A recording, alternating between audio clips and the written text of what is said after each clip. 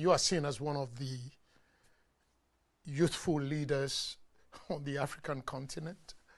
I see your chief minister, already he's below 40. You've got several appointees. Why are you biased towards young people? Democracy. I live in a country where 70% of the population are considered as young, youth. So what I preach on the international stage, talking about fairness, making sure that there is fair representation, I think we should start to practice that in our domestic politics. So we have young people who are educated, who are responsible. All you need to do is to expose them incrementally to public leadership, and they'll be better than us. You don't want to hand over to them tomorrow when you've not trained them. And it is not fair to not bring them in and let them be part of the governance system. Are you not threatened that they would overpower you, become more popular, and take power away from you? Well, I'm fortunate to have started leadership at 29. I became head of state at 30, 31. So I've never seen it as a threat. Of course, there are people who don't necessarily like it because, I mean, that means you have to leave a lot of other people, grown-ups, they will say, out of but let's be fair. Let's be fair. The youth bulge in Africa can be a blessing or a curse. It is high time we started bringing them in to see what is happening, to be part of the governance system. And for those that are responsible, those that have are educated, I think it is but fair that we bring them in. So I have brought them in, and I must say the reviews are quite beautiful. The reviews are good. And all what I'm doing is to guide them, to mentor them. By the time I leave, they are better leaders they will be better leaders than myself. And we are doing that right across. And even the opposition is now beginning to accept that, you know, you can't avoid it. More than 70% of your population are young people. And they see a cabinet, 80% are, you are not representing them. So what I am preaching at the UN Security Council, that we are part of the world, 1.3 billion people, and that we should be in the Security Council, that is what I'm practicing even in my domestic politics.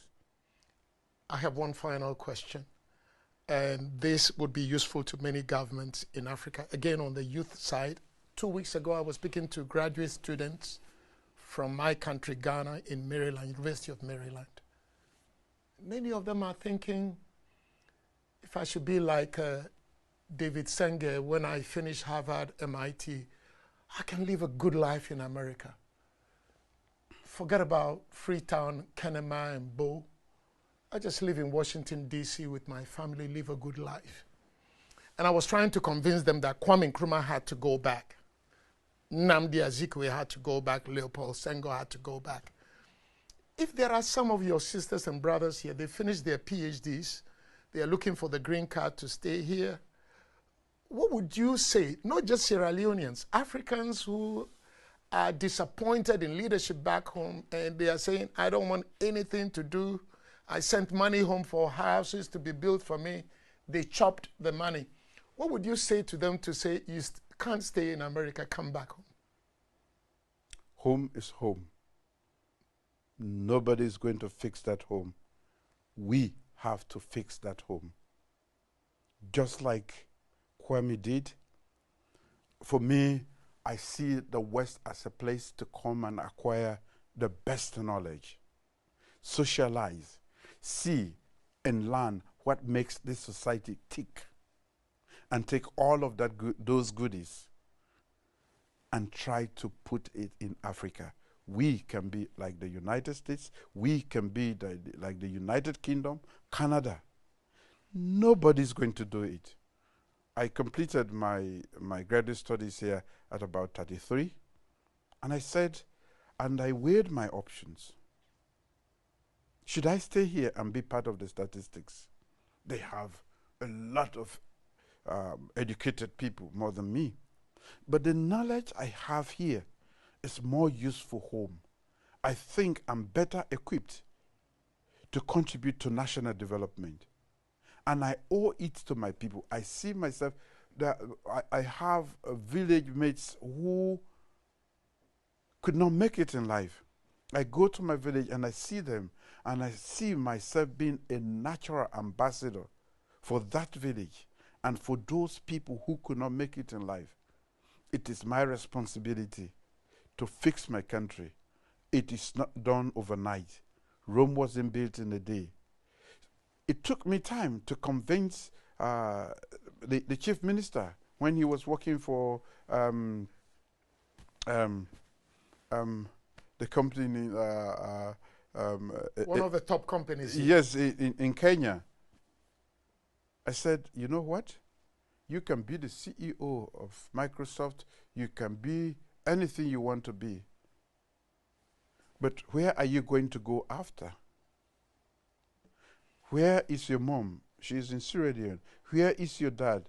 He is in Sierra Leone. Where are your sisters? They are in Sierra Leone. We are fortunate to have gotten this level of education and exposure. We have been blessed, and we have to share that blessing with our people. And I think he found it difficult to leave. But I said to him, so who is going to fix your country? I can't do it alone. I need a critical mass. And that is the critical mass you're talking about. Our brothers, children who are here, who have acquired first-class skills, knowledge, education. They've seen how things are done here, why things are working here. Let's take those home. Nobody's going to fix it for us. We have to fix it. And it takes that sacrifice. It's a sacrifice. I mean, here you get to the ATM, you get your money, you can go to McDonald's and get your, at 1, 2 in the morning. Over there, it doesn't necessarily work, but we have to put up with those inconveniences. That is the sacrifice we have to make for Africa. And I invite all Africans around the world, and even the African diaspora in the United States, that Africa is home. There is so much potential there. And it takes us, and especially those who are in this part of the world, to take all their networks, their know-how, their resources, and go back. It's not easy. They got their fingers burnt. Monies are sent for houses, and you go there, you will not even find the land. But it is our home. Full stop. Nobody is going to fix it, except if we decide to abandon the continent. And that is not good.